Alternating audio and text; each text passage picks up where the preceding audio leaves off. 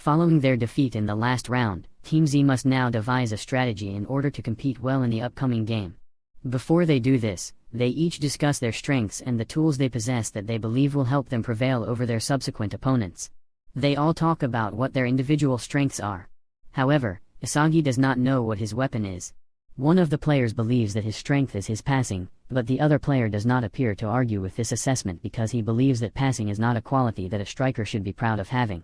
Someone else yells at him angrily and tells him that he is doomed since he doesn't know what his strengths are and therefore can't capitalize on them.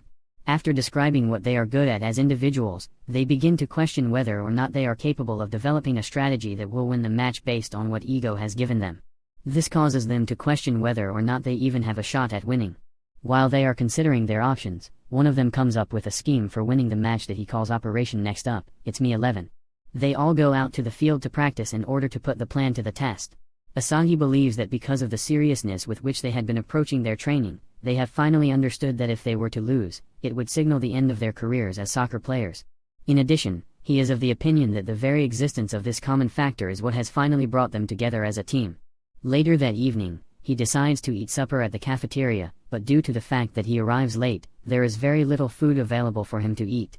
Even though it has been a week since he arrived at Blue Lock, he is not paying much attention to the food that is provided for him since he is more concerned with the fact that nothing in the facility appears to be boosting his self-confidence.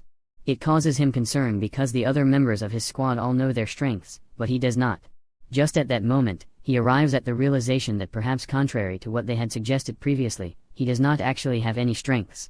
During his meal, he's confronted by Kunigami, the player who had assisted in their most recent match by passing the ball to him before he scored the team's lone goal.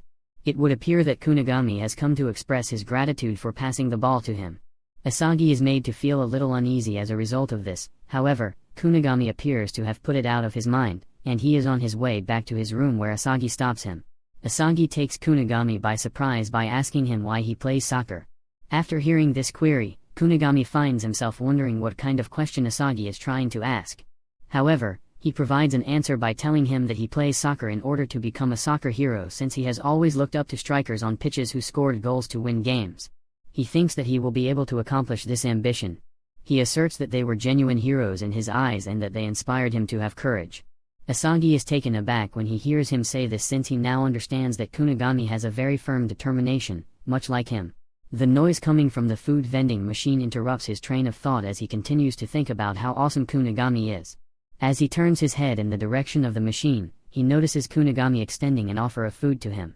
When he discovers that Kunigami's food contains meat, he's astounded beyond words.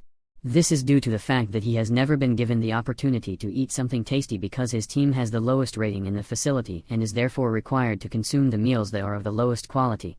Asagi is still taken aback by the fact that Kunigami gets to eat meat, but Kunigami informs Asagi that he has traded the goal scoring point he obtained earlier for some steak. Asagi continues to be surprised by this development. He is taken aback when he sees the list because it reveals the extravagant luxuries that a goal scorer might get as a result of accumulating goal scoring points. A day outside of the Blue Lock facility, a bed, and a cell phone were offered in this luxurious experience. On the other hand, while he daydreams about the possibilities of obtaining this stuff, Kunigami offers him half of the meat because he was the reason that he scored the goal in the first place. Soon after that, Kunigami asks him why he had passed the ball to him previously, especially considering that Reichi was free and in a better position to score a goal at the time. Asagi's response is that he did it without even realizing it was happening.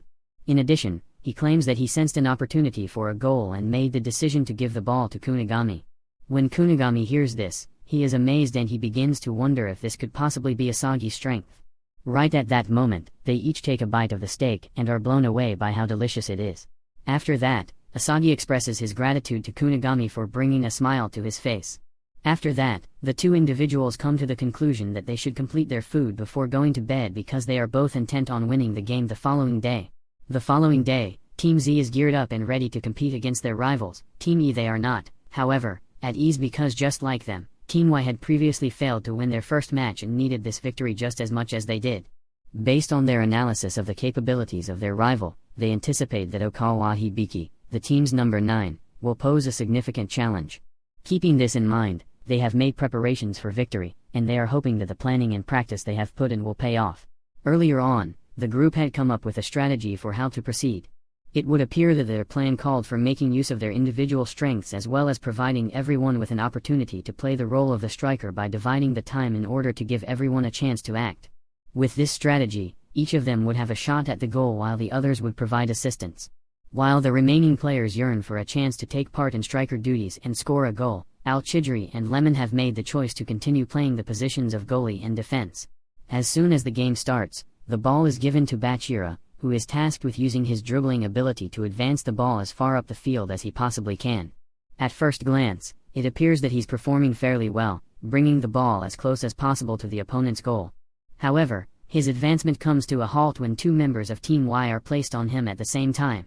After seeing them, he has the impression that getting around them won't be difficult.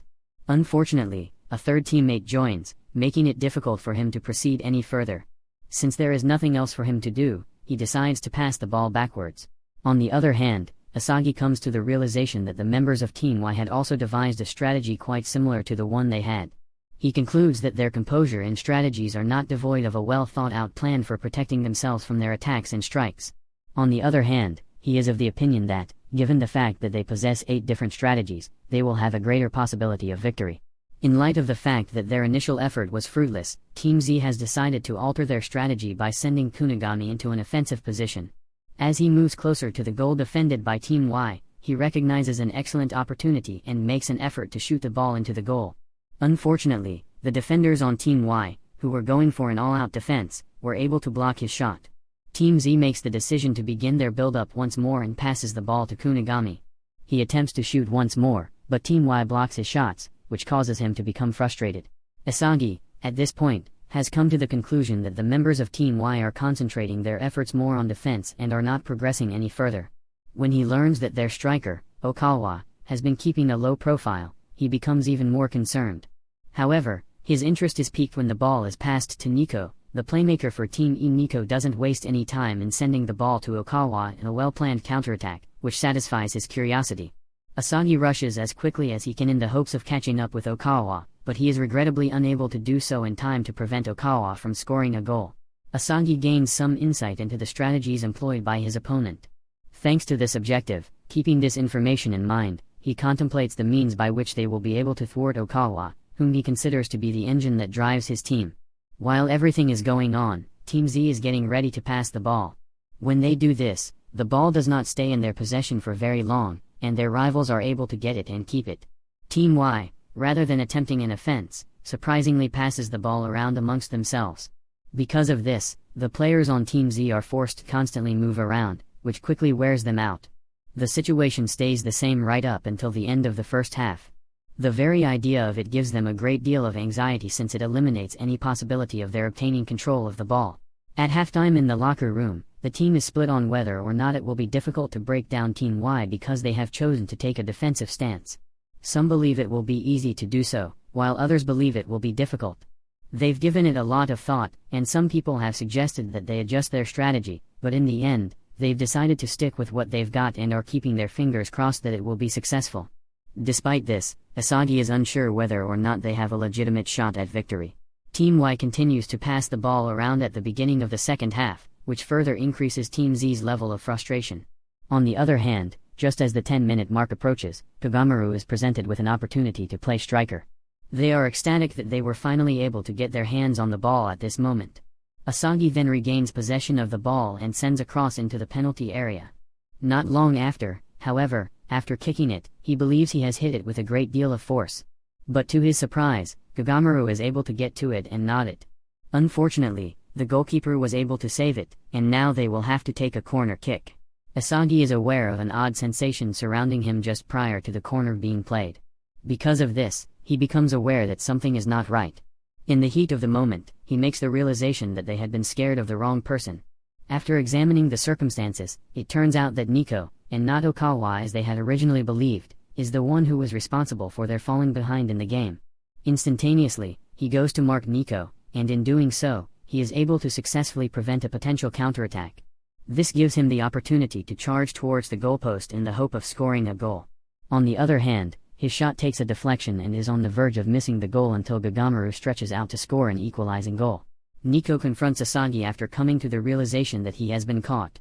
Asagi's discovery of him is praised by him, who points the finger of blame at him for impeding their counterattack.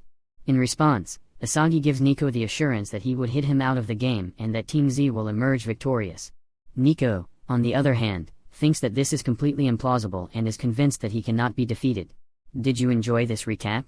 If you did, kindly like this video and subscribe to our channel so we can bring you the recap of the next episode. Until next time.